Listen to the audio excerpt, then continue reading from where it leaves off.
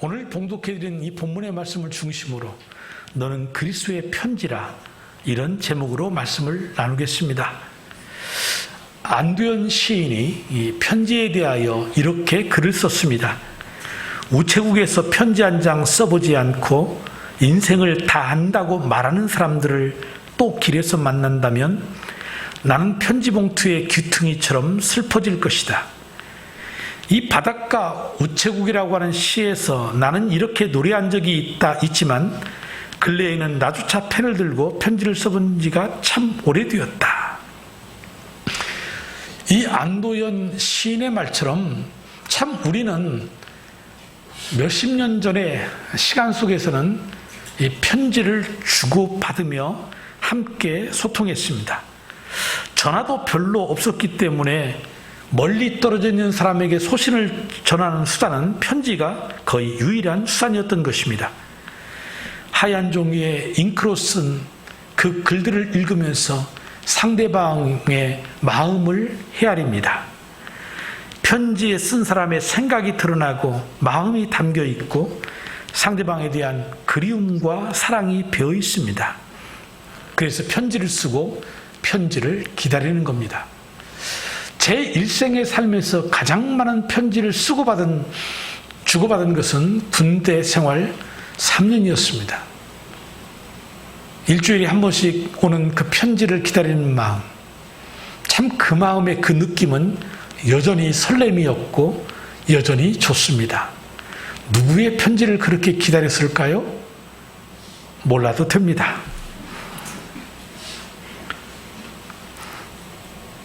그때 그 편지 때문에 저 김성남이하고 제가 사는 겁니다. 그런데 요즘은 편지를 거의 쓰지 않습니다. 종이 편지 대신 이메일이나 SNS를 통하여 소식을 주고받습니다. 아주 멀리 있어도 얼마나 편리하고 좋은지 모릅니다. 그래도 때로는 종이에 정성스럽게 쓴 편지를 받고 싶은 때도 있습니다. 그런데 오늘 본문의 말씀에 보면 이 전자메일이나 종이에 쓴 편지가 아니라 마음에 쓴 편지, 살아서 움직이는 편지에 대해서 우리에게 말하고 있습니다. 사도 바울은 고린도 교인들을 향하여서 여러분들은 나의 편지입니다 라고 말합니다. 왜 이 말을 하게 되었을까요? 고대 세계에서는 낯선 곳을 찾아가서 낯선 사람을 만날 때에 나를 알고 그 사람을 잘 아는 사람의 추천서를 가지고 가면 그 사람과의 관계에서 신뢰가 생기고 또한 함께 교제를 나눌 수 있는 유일한 근거가 되었던 것입니다. 그래서 로마 시대에는 신분을 보장하는 추천서가 널리 이용되었습니다. 사도행전 9장 1절로 2절입니다. 사울은 여전히 주의 제자들을 위협하면서 살기를 띠고 있었다. 그는 대제사장들에게 가서 이 다마스쿠스에 있는 여러 회당으로 보내는 편지를 써달라고 하였다. 그는 그도를 믿는 사람은 남자나 여자나 가리지 않고 닥치는 대로 묶어서 예루살렘으로 끌고 오려는 것이었다. 사도 바울도 회심하기 전에는 이 대제사장과 회당의 장로들에게 추천서 형식의 공문을 받아서 다메섹에 있는 그리스도인들을 잡으려고 했던 것입니다. 그리고 회심한 이후에도 바울은 로마서 16장 1절로 2절에 보면 베베를 로마 교회에 추천하면서 이런 글을 썼습니다. 겐그리아에 있는 교회의 일꾼이요 우리의 자매인 베베를 여러분에게 추천합니다. 여러분은 성도의 합당한 예절로 주 안에서 그를 영접하고 그가 여러분에게 어떤 도움을 원하든지 도와주시기 바랍니다. 그는 많은 사람을 도와주었고 나도 그에게 신세를 많이 졌습니다. 그런데 이 고린도후서 3장에 와서 갑자기 바울 사도가 이러한 추천서의 이야기를 다시 하고 있습니다. 왜 그럴까요? 고린도 교회에 가만히 들어온 자들이 있는데 그들은 거짓 선지자들입니다. 그들이 이 고린도 교회에 들어와서 뭐라고 말을 합니까? 이 사도 바울의 이 사도성을 의심하면서 야, 사도 바울이 추천서 있니? 추천서 있으면 한번 내어놓으라고 해봐. 그런데 우리는 추천서가 있어. 마치 이런 주장을 하는 겁니다. 그래서 고린도후서 3장 1절에 우리가 이렇게 말한다고 해서 우리가 스스로를 지켜 올리는 말을 늘어놓는다고 생각하십니까? 아니면 우리가 어떤 사람들처럼 여러분들에게 보일 추천장이나 여러분에게서 받을 추천장이 필요한 사람들입니까? 교회 안에 가만히 들어온 이 거짓 선지자들에 의해서 교회가 혼란해지는 겁니다. 이 추천서의 문제로 교회가 여러 사람들이 조직적으로 움직이면서 교회를 이제 회방 놓습니다. 그래서 고린도후서 2장 17절에서 바울 사도는 이렇게 말했습니다. 많은 사람들은 하나님의 말씀을 팔아서 먹고 사는 장사꾼이 되었습니다만, 이 말은 거짓 선지자들에 대한 이야기이지요. 우리는 그렇지 않습니다. 우리는 하나님께서 보내신 사람답게 진실한 마음으로 하나님께서 보시는 앞에서 그리스도 안에서 말합니다 라고 하고 있습니다.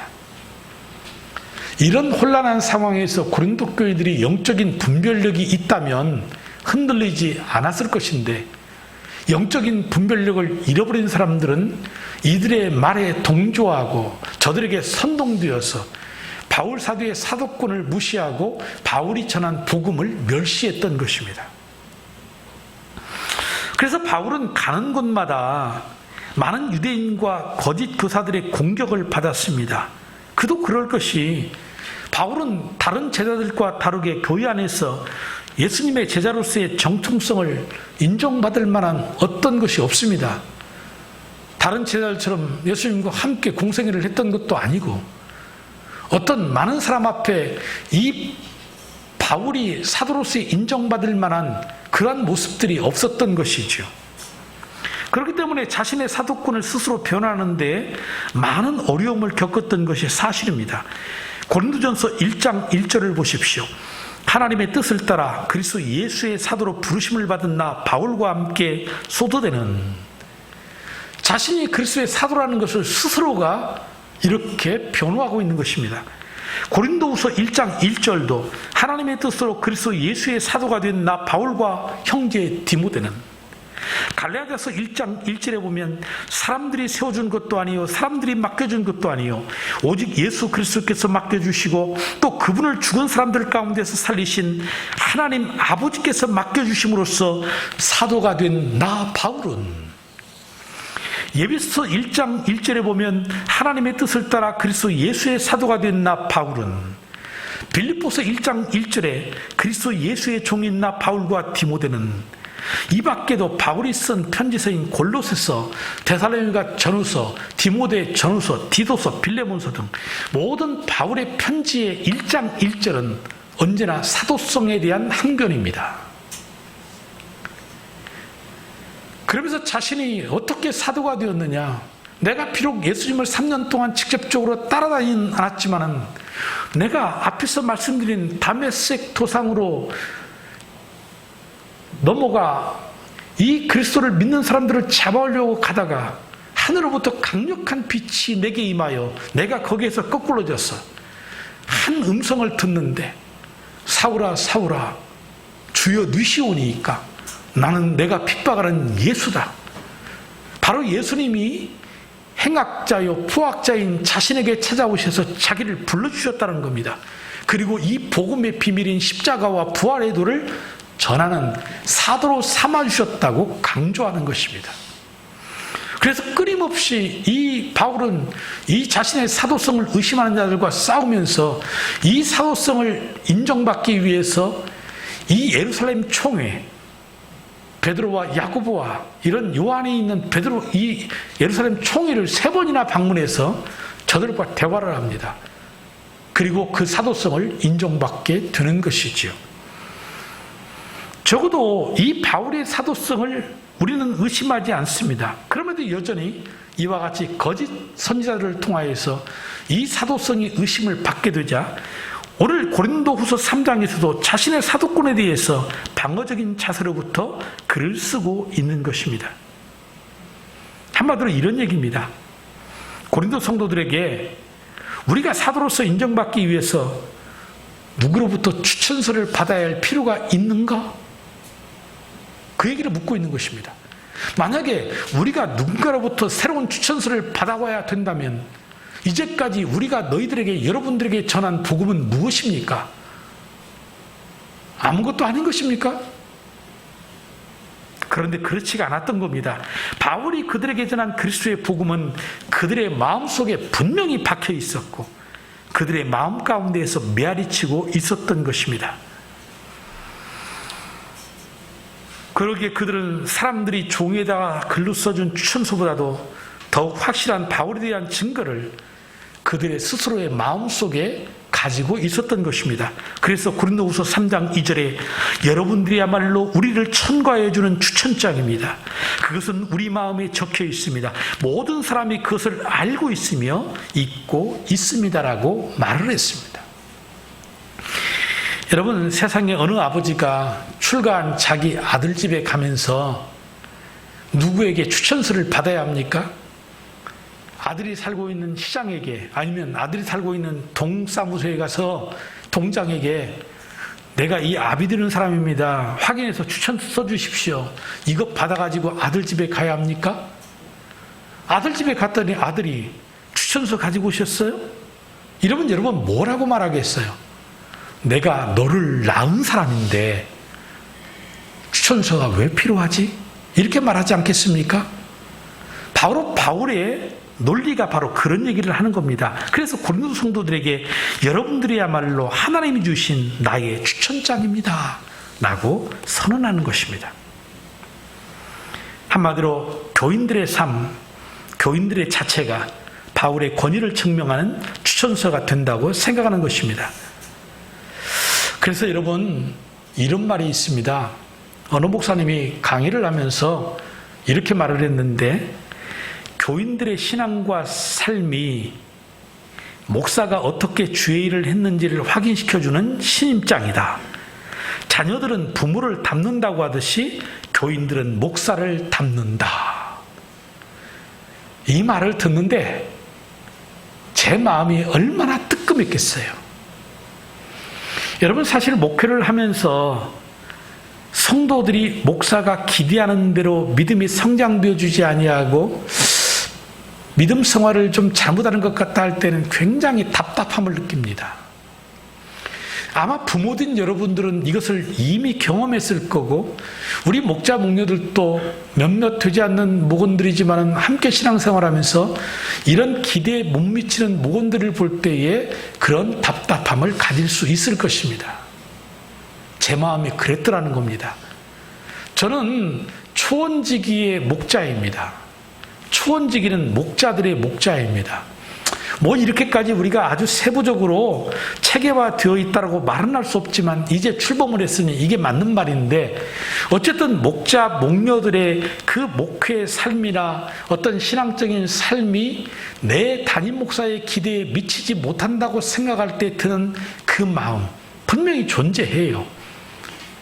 그런데 이 한 노목사님의 말처럼 누구 닮아서 그러겠어요? 다 나에게 부족을 닮아서 그러겠지요. 그러니 뜨끔할 수밖에요. 그래서 부모는 자녀들의 잘못된 삶을 보면서 내 탓이다 내 탓이다 그러는 거고, 우리 목자들은 목원들의 삶을 보면서 다 내 탓이다 내 탓이다 그러는 거고, 목사는 성도들의 삶을 보면서 다 내 탓이다라고 말을 할 수밖에 없는 것이겠지요. 그럼에도 불구하고 바울은 고린도 성도들에게 다시 이러한 설명을 해야 되는 아픔이 있지만, 바로 그것은 앞에서 말씀드린 것처럼 고린도 교회에 가만히 들어온 이 거짓 선지자들 때문이었던 것입니다. 그러면서 사도 바울은 이런 혼돈 속에 있는 고린도 교회에게 두 가지의 영적인 깨달음을 전달을 하는 것입니다. 그 첫 번째가 뭡니까? 우리는 하나님의 사랑의 편지를 받는 자들이라는 겁니다. 하나님께서 우리를 사랑하셔서 여러 차례의 편지를 보내셨는데, 하나님께서 우리에게 남겨준 가장 고귀한 사랑의 편지가 무엇입니까? 바로 성경 66권의 하나님의 말씀인 것입니다. 이 성경 66권의 말씀 속에 하나님의 사랑이 담겨 있어요. 내가 너희를 이렇게 사랑한단다. 내가 너희 민족을 이렇게 사랑했단다. 내가 너희 민족을 이렇게 사랑했는데 너희들이 내 사랑을 거절했기 때문에 내가 너희들에게 이렇게 채찍을 들었단다. 그럼에도 돌아오지 않아서 내가 끊임없이 선지자를 보내고 너희들에게 끊임없이 주의 종들을 보내어서 권면하고 권면하고 또 권면했다. 사랑의 편지라는 거죠. 하나님께서는 우리를 사랑하셔서 처음에는 이 편지를 돌판에 써서 보내셨습니다. 출애굽기에 보면 하나님께서 시내산에서 모세에게 두 돌판에다가 십계명을 친히 써주셨습니다. 하지만 사람들은 이 하나님의 거룩한 편지를 받을 만한 준비가 안 되어 있었습니다. 그래서 모세가 하나님 앞에 기도하러 올라간 사이에 더디 내려오자 이 아론을 부축해서 충동질해가지고 금송아지 만들어 놓고 그 금송아지에다가 절하고 있지 않습니까? 그것들을 경배하고 있지 않습니까? 화가 난 모세가 하나님이 써주신 그 신이 써준 돌판을 그 우상을 섬기는 자들에게 던져버림으로 말미암아 깨트려지고 말았습니다. 하나님께서는 친필로 두 돌판에 이런 편지를 썼습니다. 너희들은 이렇게 살아라. 나 위에 다른 신을 두지 말고 우상 만들지 말고 너희의 하나님 여호와의 이름을 망령되이 일컫지 말아라. 안식일을 거룩하게 지켜라. 내 부모를 공경해라. 살인하지 말라. 간음하지 말라. 도둑질하지 말라. 거짓말하지 말라. 내 이웃의 집을 탐내지 말라고 하셨습니다. 그런데 하나님께서 써준 이 편지를 이스라엘 백성이 받을 수 없어 그 계명이 깨트려져 버렸고, 다시금 이제 하나님께서는 두 돌판을 만들어 다시 한번 그 편지를 새겨 보내신 것입니다. 그렇습니다. 이 이스라엘 백성들은 하나님의 거룩한 편지를 받은 사람들입니다. 그래서 그들은 하나님의 이 거룩한 편지를 법궤 속에 넣고 언제나 행진할 때나 전쟁에 나아갈 때나 함께 했습니다. 그럼에도 불구하고 저들은 이 편지를 감당하지 못하고 불순종했고 하나님의 뜻을 어겼습니다. 그래서 하나님은 이제 다시금 이 사랑의 편지를 이번에는 돌판이 아닌 사람의 마음에 새겨 이 땅에 오십니다. 그분이 바로 누구입니까? 예수 그리스도이신 것입니다.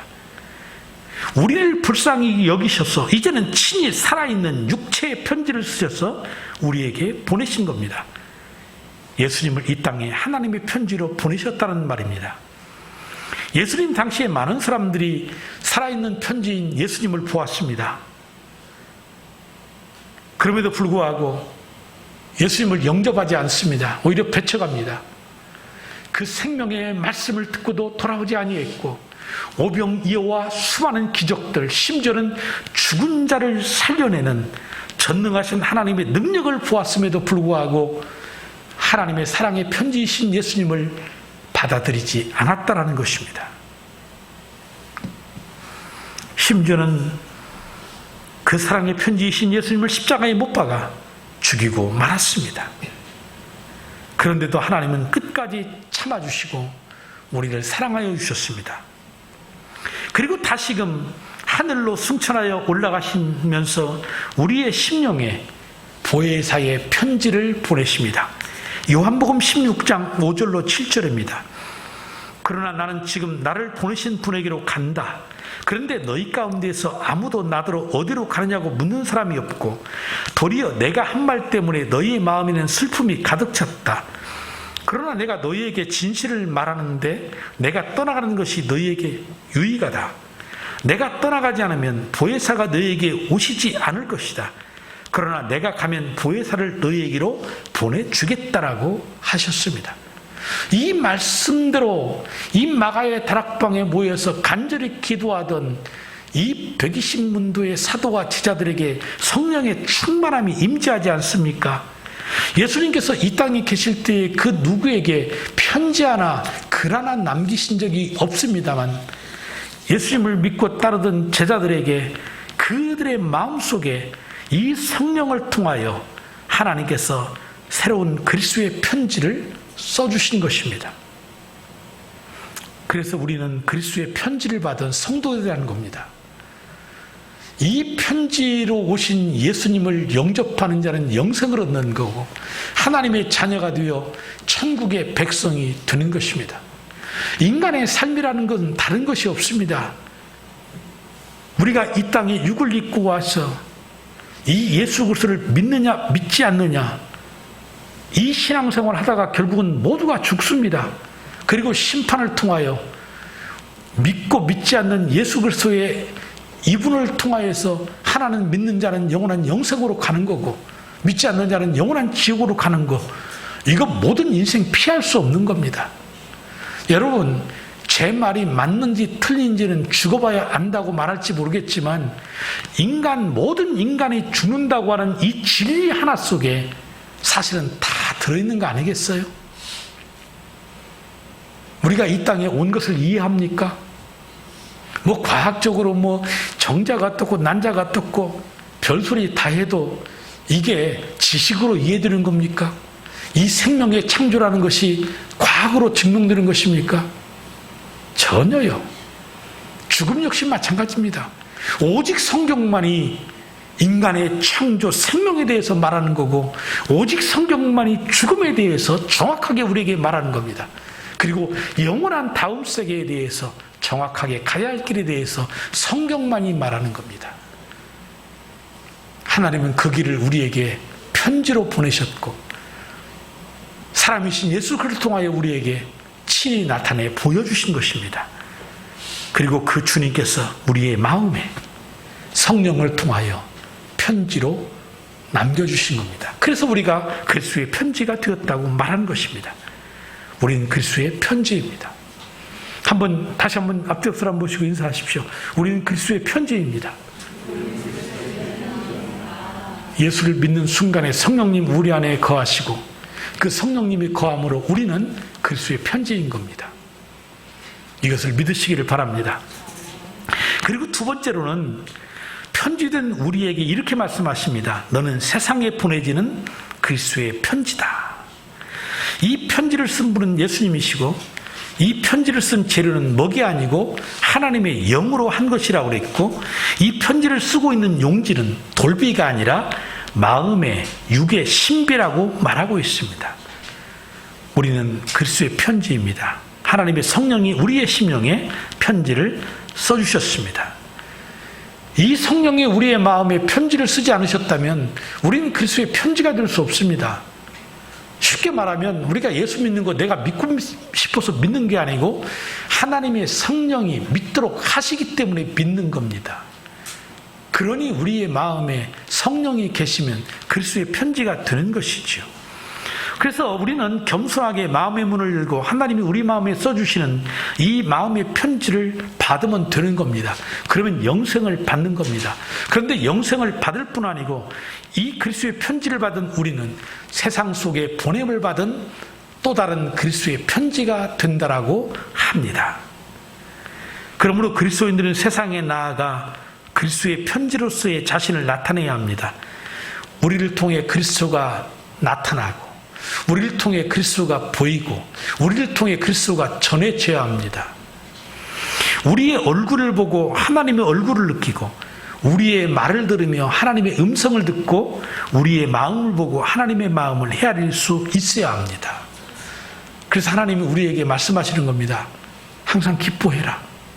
쉬지 말고 기도해라. 범사에 감사해라. 이는 그리스도 예수 안에서 너희를 향한 나 하나님의 뜻이다. 왜요? 우리는 그리스도의 편지이니까. 이 세상 속에 그리스도의 편지로 살아가는 삶이기 때문에 그런 겁니다. 이것을 우리는 영향력이라고 표현하는 겁니다. 그리스도인의 영향력. 그런데 여러분, 예수를 믿는 여러분들이 항상 찡그리고 항상 입만 열면 불평하고 다른 사람 험담하고 예수 안 믿는 사람들이 우리 보고 뭐라 그러겠어요? 그리스도의 편지가 아니고 악취입니다. 그런데 우리가 하나님의 뜻처럼 어떤 상황 가운데 있든지 간에 기뻐하고 기도하면서 즐거워하고 감사하며 살아갈 때 세상의 사람들이 우리를 보고 변화되는 것입니다. 그렇지 못하면 악취나는 편지들고 수없는 전단지와 같이 버려지는 것입니다. 우리가 이 세상의 이단들을 보십시오. 그들은 잘못된 편지입니다. 예를 든다면 이만희의 가르침을 따르는 신천지 교인들은 그리스도의 편지가 아닙니다. 이만희의 편지입니다. 저는 가끔 신천지의 동영상을 봅니다. 단순한 호기심 아닙니다. 여러분들에게는 조심스럽게 말하는 건데 할 수 있으면 보지 마세요. 왜냐하면 정확한 판단력을 가지고 볼 수 있는 능력이 없으면 또 마귀가 어떻게 역사할지 모르니까 하는 얘기인데 도대체 저 사람들은 뭔 얘기를 하는가 알아야 성도들에게 주의하라 그런 경고도 하는 것인데요. 그래서 간혹 봅니다. 여러분 을레강변이라는 유튜브를 치십시오. 을레강변. 한 목사님이 이 신천지와 싸우는 그런 유튜브인데 그저 신천지에 돌아가는 모든 실상 허구에 대해서 낱낱이 언제나 고발하는 그런 목사님이세요. 참 목회하기도 바쁜데 이런 목사님들을 보면 존경스러워요. 근데 이 강의를 들으면요, 성경을 한 부분을 갖다가 짜집기를 해서 딱 결론을 내리는데 결론이 버킹엄이에요. 뭔 말일까요? 결론은 보혜사 이만희예요. 앞에서 말한 요한복음의 16장에 이 보혜사 성령을 너에게 주겠다. 그래서 성령이 이미 오셨잖아요. 자기가 예수라고 말할 수 없어요. 예수라고 말하면 완전한 이단이니까. 하나님이라고도 못해요. 근데 자기가 보혜사 성령이라고 그래. 근데 이 보혜사 성령이 이미 오셨잖아요. 그러니까 이렇게 말을 해요.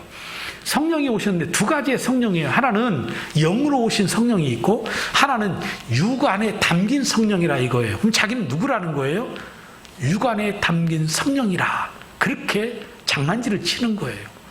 앞에 있는 성경 구절은 다 갖다 나름대로는 맞는 것 같아요. 근데 제가 보는 신학적인 입장에서는 그 말들도 다 틀려요. 왜 틀리느냐? 성경을 볼 때 우리는 한 절 한 절을 보라고 그랬어요? 단락을 보라고 그랬어요? 단락을 보아야 된다. 어떤 시대에 어떤 배경에서 왜 이런 말을 하게 되었는지. 그런데 이 이단들은 하나하나 자기가 필요한 한 절만을 갖다가 봐라. 이긴 자가 온다고 하지 않았느냐. 이런 논리죠. 그 이긴 자가 누구냐? 바로 이만희라는 겁니다. 이만희를 믿어야 구원받는다. 그래서 끊임없이 이 12지파에 속해야 되고 14만 4천 명에 속해야 되기 때문에 한날 한시에 시험을 봐요. 웃기지도 않는 풍경이에요. 거기서 합격한 사람만이 들어가는 거예요. 신천지에 미혹되어서 성경 공부를 받고 거기에서 공부를 해서 합격을 해도 저들이 일종의 신분을 봐요. 이거 센터에 집어넣어도 문제가 없겠느냐. 여기 합격해야 돼요. 합격 못하면 쉽게 말하자면 카드 안 줘요.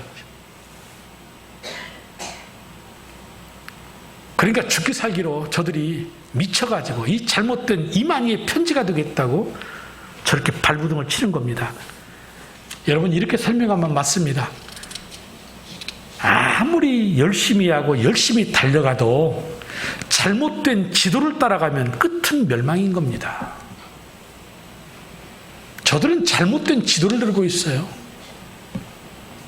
성경이 말한 그리스도의 편지의 진정한 사랑을 깨닫지 못하고 잘못된 지도를 들고 마치 그것이 진짜인 것처럼 가짜 황금 지도를 들고 황금을 찾겠다고 가고 있는 것과 똑같은 것입니다. 얼마나 어리석고 안타깝습니까? 대인관계는 말이 안 통하고 소통이 불가능한 사람이 되고 오직 신천지 사람들과 관계를 맺을 수 있는 기형적인 인생이 되는 겁니다. 간혹 신천지에서 탈퇴한 분들이 계세요. 얼마나 다행인지 몰라요. 그들은 처음에 그리스도인이었잖아요. 근데 신천지에 빠졌잖아요. 다시 그리스도인으로 돌아오는데 교회를 적응을 못해요. 적응이 안 돼요. 교회에 가서. 왜? 이미 저들은 마치 잘못된 약물에 중독된 것처럼 정상적인 생활을 할 수가 없는 지경에 이르게 되었던 것입니다. 참 가슴 아프지요. 그렇지만 그리스도의 편지가 되면 주변을 변화시킵니다. 한 절도범이 감옥에 갇혔습니다. 그런 감옥 안에서 진심으로 뉘우치고 그리스도인이 되었습니다.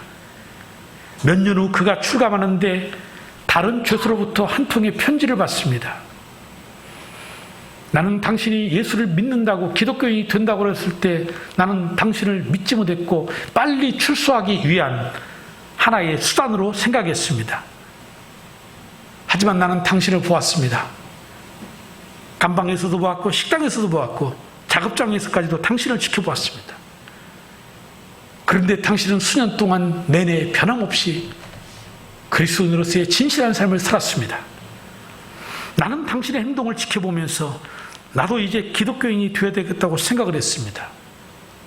가시는 앞날에 하나님의 축복이 있기를 빕니다. 편지의 내용은 이랬습니다. 그렇습니다. 우리는 그리스도의 편지로 세상에 나아가서 정말 그리스도가 필요한 자들에게 이 그리스도의 사랑을 전해주는 자들이 되어야 된다는 얘기입니다. 그래서 여러분들은 하나님의 편지를, 사랑받는 편지를 받은 자들입니다. 그리고 여러분들은 저 세상에 보내지는 그리스도의 편지인 것입니다. 너는 그리스도의 편지라. 어쩌면 지금 이 시대는 어떤 시대입니까? 점점점 강팍하고 완악한 시대입니다. 나만을 생각하는 이기주의 시대에 살고 있습니다. 특별히 이 코로나의 이 상황이 우리를 더욱더 그렇게 만들어버렸어요. 교회의 위기는 코로나 그 자체가 아니라 코로나가 주었던 그 두려운 마음들, 그리고 이제는 마치 새로운 것인 양 발견한 것처럼 대면이 아닌 비대면 속에서도 예배할 수 있다? 이것이 마치 성경적인 것처럼 우리는 착각하게 만들었어요. 여러분들이 저에게 비대면 예배가 예배입니까? 아닙니까? 라고 묻는다면 제 답은 분명해요. 하나님만 알고 당신만 압니다. 누구도 모릅니다. 예배일 수 있고 예배가 아닐 수 있는데 이걸 누구만 알 수 있느냐? 하나님과 당신밖에 모릅니다. 왜요? 내가 비대면 예배를 고집하는 이유를 나만 알고 있거든요. 누군가에는 이 비대면 예배가 필요한 분이 계세요. 그들에게는 이 비대면 예배가 예배가 되겠지만 이 비대면 예배가 필요치 아니하고 나의 게으름 때문이라면 이건 예배 아닙니다. 피하는 거지. 편리를 쫓았어. 교회는 공동체로 부르셨습니다. 교회는 예배의 공동체인 겁니다. 함께 하나님을 찬양하고 함께 하나님을 높여드리는, 이게 바로 교회가 이 땅에 존재하는 목적이며 이 하나님의 나라를 그리스도의 편지가 되어서 이 땅에 전하는 것이 우리의 사명인 것입니다. 그렇게 하나님이 우리를 부르셨다라는 것입니다. 그런데 이거 쉽지는 않을 겁니다. 이미 우리는 맛을 보았어요. 얼마든지 자유롭게 여행하면서 내가 예배드릴 수 있다라고 착각을 하는 겁니다. 참 쉽지 않을 것 같습니다. 어제도 한 목사님 부부가 와서 이야기하는데 우리 이제 식당 문제를 어떻게 할 거냐, 뭐 이런 여러 가지 문제는 교회 목회 리더들인 우리 목자 목님들과 의논해서 언젠가 결정을 하겠지만 이미 모든 교회들이 거의 다 식당 문 열고 이미 시작하고 있습니다. 근데 단지 제가 예전처럼 서두르지 않는 것 뿐이에요. 변한 게 있다면 제가 서두르지 않는다라는 겁니다. 천천히 가도 괜찮다. 저 이 생각 가지고 지금 목회합니다. 그런데 그 교회에서 식당을 오픈하면서 이제 다시금 순서를 정하는데 다 머뭇거린다라는 거죠. 필요성은 인정하지만 힘이 든 것도 알고 있기 때문에 그런 겁니다. 충분히 그럴 수 있습니다. 우리의 자녀들도 가정에서조차도 이제는 한 공간에 있어도 부모와 자식이 단절되어 있어요. 부모도 외롭고 자식들도 외로워요. 이게 오늘날의 변화되어진 가정들의 모습이에요. 이 말씀을 드리는 것은 지금이야말로 그리스도의 편지가 필요한 시대라는 것을 말씀을 드리는 겁니다. 주님께서 우리에게 너희는 이 세대의 그리스도의 편지다. 이 무너져가는 가정, 이 사회, 이 교회 공동체 속에 우리가 그리스도의 편지로서 하나님의 이 사랑을 전하고 사랑과 섬김을 통해서 함께 만들어가는 이 연합의 공동체, 이게 하나님의 나라다. 이게 교회다. 이것을 고린도 교회의 바울은 전하고 있는 것입니다. 주님은 오늘 또 그리스도의 편지 뒤에서 세상에 이 그리스도의 편지를 전할 사람들을 찾고 계십니다. 우리 모두는 그리스도의 편지가 되어서 우리의 가정으로, 우리의 직장으로, 우리의 목장과 공동체 속에서 이 그리스도의 편지된 삶을 살아야만 될 것입니다. 말씀을 맺습니다. 우리는 세상에 보내지는 그리스도의 편지입니다. 우리는 날마다 사람들에게 무언의 편지를 쓰고 있습니다. 주님은 우리의 마음에 자신의 사랑을 담아주셨습니다.